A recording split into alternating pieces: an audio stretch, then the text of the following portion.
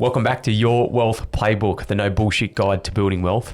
Jared, an exciting episode today. We're going to talk through why your 30s are your most impactful decade for building wealth.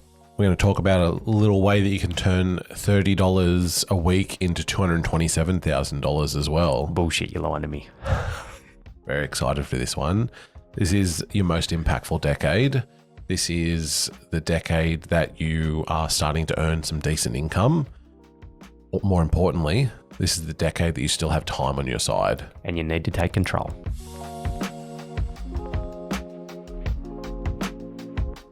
Kerrod, why are your 30s your most impactful decade? Great question, Jared. And why you and I are getting so excited around this episode when we were planning this out is because your income now is not at its highest earning capacity, but it's getting very close.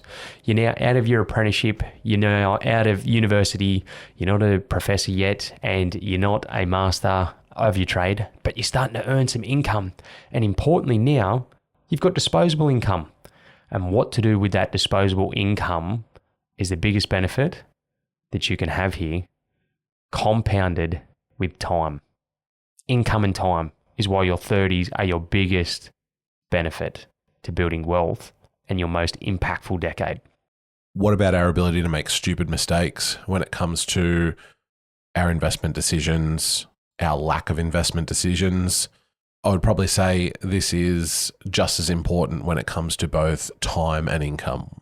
And a stupid mistake may just be doing nothing, because that's really going to impact your wealth later on down the track.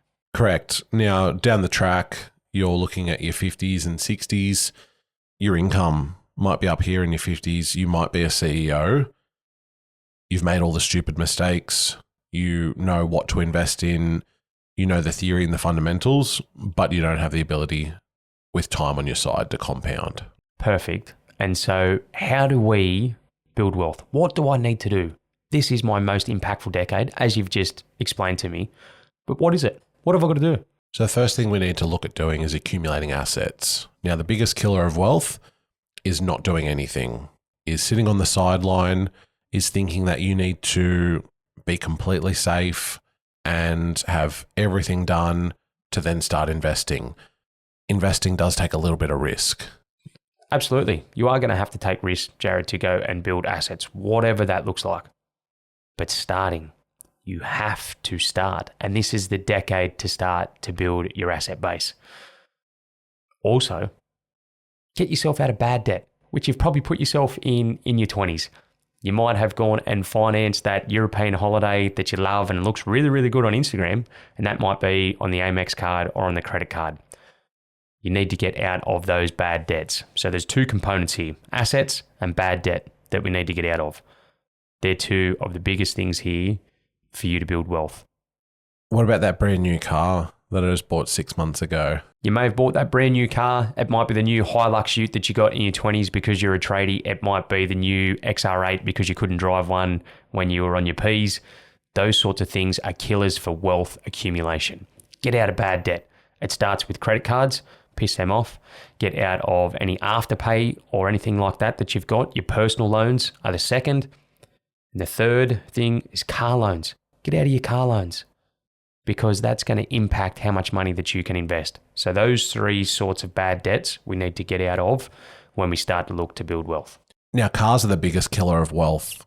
When it comes to buying an asset that's $80,000, that's going to cost you $350 a week, in 5 years' time, that's going to be worth 40 grand. That is the biggest killer of wealth that we have. If you have that same $300 that you can invest into a property at $800,000 purchase price, that thing's going to be worth 20, 30, 40% more in 5 years' time. So Jared, we've spoken about what we need to be doing is getting rid of our bad debts and getting into assets. But how? What does that look like? And just talk me through the no fluff of what we need to be doing. So if we look at how to do here, there's three things that we want to look at. We want to look at the ability to leverage and get into assets that are going to provide us an income, whether that's property, whether that's shares. We want to look at accelerating paying down our non-deductible debt, so the debt for the property that we live in. And we want to look at the ability to put some extra money into our super fund. We're going to break down all three, specifically if you had $500 per week. Because yes, when you're in your 30s and you're earning great income between you and your partner, you've probably got $500 a week. And Jared, we're going to break down how impactful $500 per week in surplus income can be for building wealth. Now, the first one, my personal favorite here, is paying a little bit extra off your home loan. So we're talking about that $500 that we've got. We're going to split it out and we're going to put an extra $150 a week onto our home loan. Now, let's say the average owner-occupied home loan in your mid-30s is about $650,000. By doing that, you're cutting your loan term down from 30 years to 21 years, and you're shaving about $228,000 of total interest off. That's a cracking spot to be. For $150 a week, save 9 years off my loan and 220 grand or 228 grand on interest. That's a pretty big win. Now, at this point, we're looking at being in our early 50s with no owner-occupied debt at all. Geez, that's nice. That's a nice spot to be in. Jared, the second bucket that we like to fill up as well, out of the $500 per week that we've got, 150 of that's gone. We've got 350 left. Little personal favour of mine is superannuation, non-sexy part of building wealth for people. And I don't propose that you put a lot of money into this in your 30s while you've still got a principal place of residence debt, because you can't access this money until you are 60. But if you can put $50 per week pre-tax money into super, it is going to be about $30 a week that you lose out of your take-home pay. So it's not too bad. You get to claim a little tax deduction along the way. But that $35 that does go into super, because it will be taxed at 15 cents, works out to be, over 30 years, an extra $227,000 inside your superannuation balance. It's nearly $250,000 that by the time that you get to 60, you've got in your superannuation. Now, you see the ads all the time where compare the pair, Jared and Kerrod, same incomes, same contributions. Jared's fund is X amount of dollars, but Kerrod's fund is X amount of dollars because he's done the right things when he was 30. 227 grand. It's a cracking win. All up, we've only spent out of our $500 budget for the week, $200, and we're already nearly $500,000 in front. These are not big changes that we're making or proposing to a household budget. But as you can see, the compound effect of automating it and doing it every week or every fortnight religiously is going to have an enormous benefit when it comes to your financial freedom. Jared, the biggest one also that you and I like is leveraging your income. Going and get some good deductible debt and building long-term wealth. You mentioned it could be through shares, it could be through property, but we've now got $320 per week to spend on building wealth. The biggest kicker when you are looking to get into assets is Jared and I aren't going to tell you which assets to go and buy, whether that be through shares or property. There's no recommendations there. It could be a property in regional Australia. It could be a property in a capital city. It could be some really blue chip shares. But what you've got is the ability to continue to hold those for decades because you've got the surplus income of $320 per week that you can put to those. The way that we like to use and are saying is leverage is because you get to a bigger amount which can compound faster. So if you go and buy a property for $500,000 and it does an average return of 5% on the capital, you've earned in that year $25,000. Whereas if you just had your same $300 per week and you invested it into the market, and you've got $15,000 at the end of the year, and it does a 5%, your gain's about $1,500.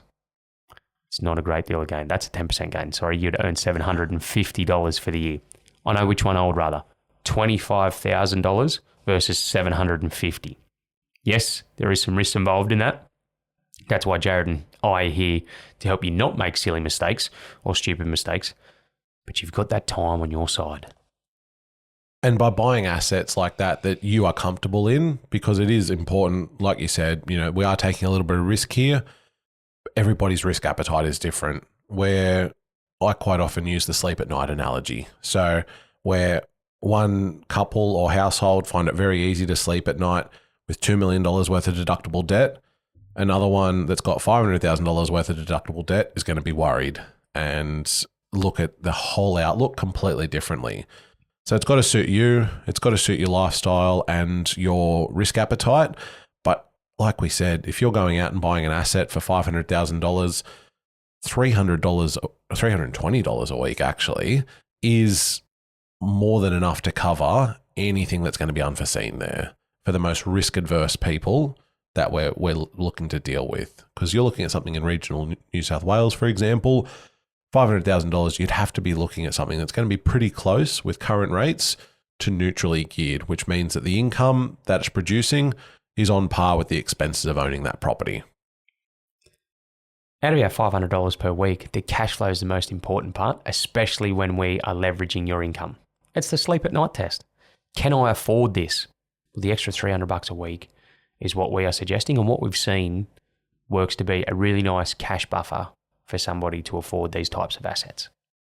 Now, with that ability to leverage over time with either shares or property, you're going to see that property or share go up in value over that period of time of 5 years, 10 years.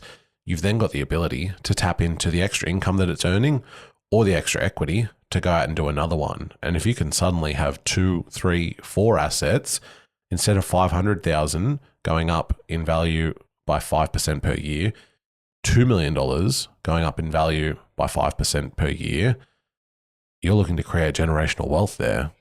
$2 million in paid off assets at 5% a year, Jared, is $100,000 a year. Pretty nice additional income.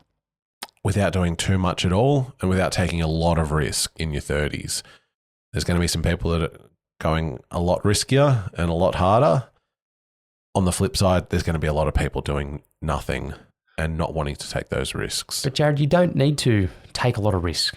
Just be really smart with what you're doing. It doesn't take a lot of capital. It doesn't take a lot of income.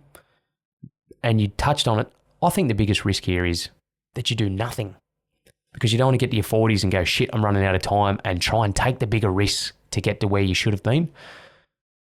You've got that ability now with time on your side. You are in the perfect spot in your life with income, with time, and to not make those stupid mistakes. Spot on. The biggest risk is not doing anything at all in this decade and leaving yourself short of time and the ability to compound. I mean, who wants to eat rice and beans when they're 60? Because you've been too conservative and you haven't invested your income. It needs to keep pace. Jesus Christ, inflation's running through the roof and the cost of living's running through the roof. Invest in it. Invest to outpace it so that you can live the lifestyle that you deserve. Because saving and putting away money, that dollar, like you rightly said, the buying power of that 10 years ago compared to now versus what it'll be in 10 years, through buying assets and strategically, you've got the ability to have incomes that are going to match with that and have assets that are going to match pace with that. Jared, I think that's a wrap on why your 30s are your most impactful decade and why you need to not sit on the fence, get out there with your $500 per week and make it work for you and your family. Check your budget, see if you've got the $500 and let us know how you're going with your investment journey. Oh, listen, it might only be $200 a week, but the same principles apply. It could be $1,000 a week. Great.